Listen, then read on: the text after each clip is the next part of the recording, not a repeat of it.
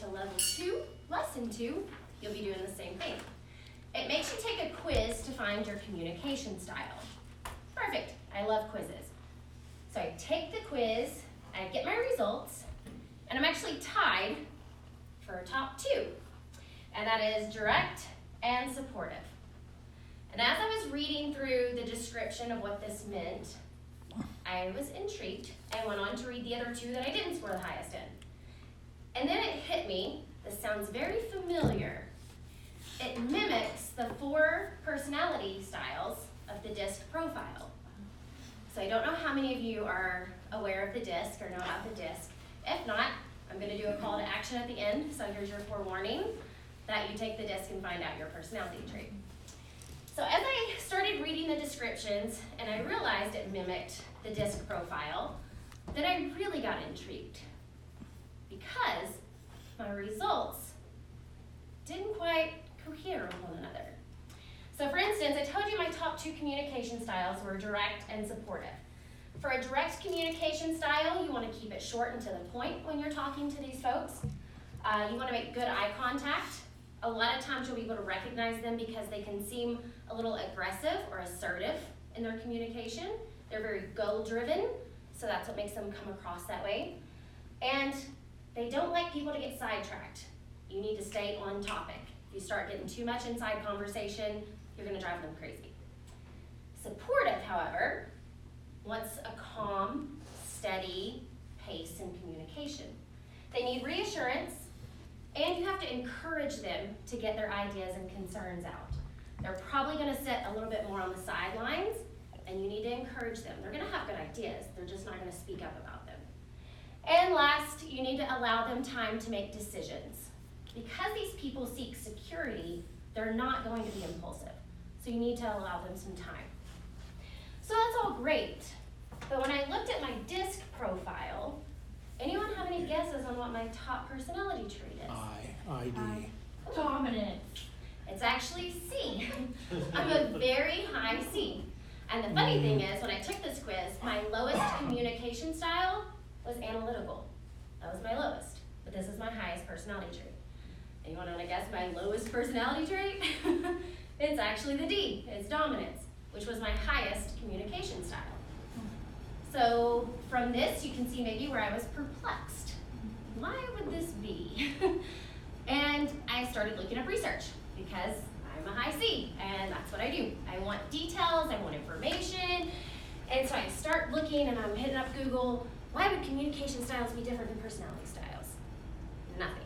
Everything I got was how to take communication style quizzes or personality tests. So I keep finding keywords and looking them up. Surely there's something. There's nothing. So if any of you are into research, here's a good research topic for you to start looking up because there's nothing on it. So with no research, I had to default to my own theories and my own self-analysis on why this would be. The only thing I can come up with is something I've coined, the grass is always greener theory. So if you hear that from this point on, somebody stole it from me. I came up with that. The grass is always greener theory.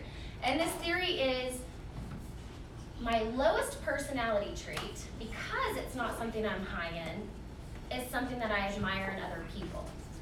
And in the business world that I'm surrounded with, the people that I've spoke with, your D personality is your exemplary personality for success. These goal-driven, really direct people are the ones that are typically more successful in what they do. And I've even had my business coaches before say, Sarah, there's no way you're a high S. Yes, I am. A CS. S is my second, so that lined up perfectly. And they're like, no, surely you're an I. That's what I get as a first guess. No, I'm not.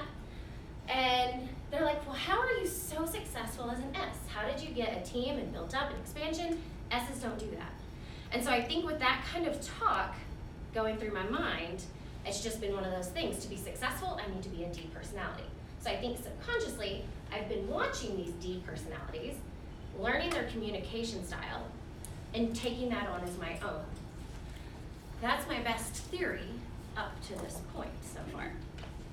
And as I took this, and I got a high D as the top personality or communication style, I have to admit, at first I was very excited. I was like, what? A D showed up in my personality somewhere, even though it is communication style. It made me excited. But I want you guys to see where the connections is. Because for dominants, you have direct, strong-willed, results-oriented, and they're a firm person. So you can see how that relates to this communication style. These people, the pros of this is they do get their point across, they don't waste time, and they are able to express their ideas. So that's the pro of this communication style. This is how this helps me in communicating. Some of the negatives or things that I need to pay attention to with this communication style is that it can come across sometimes as a little aggressive or direct. Sometimes it has an intimidation factor. I think having this S as my secondary maybe takes a little bit of that intimidation factor away. This is my own assumption. With the initiating and the influence, these people are really outgoing, enthusiastic, they want to be involved. These people you need to allow time to express their ideas and concerns because they're not going to be shy about it at all. They want to tell you everything. They want to know everything about your family, what you do for hobbies, they want to be involved. They're very outgoing. You're supportive in your steadiness. These people are patient, humble, tactful, and accommodating.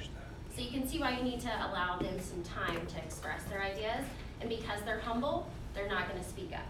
You have to pull that out.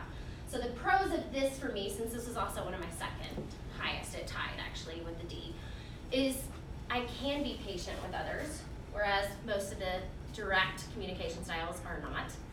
And the negative, I guess, is sometimes I have to learn to speak up when I have a good idea and I just want to sit in the background.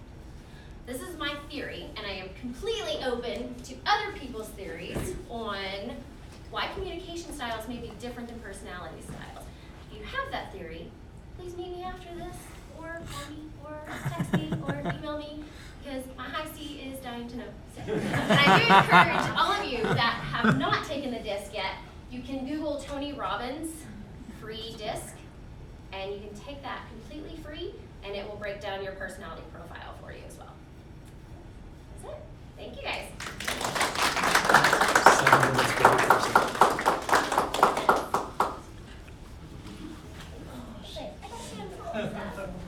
Checking your fingers. I knew we forgot something. You know, I have Sarah taken a similar test, only to find that I fall somewhere between the analytical and the steadiness. Just a little something about me.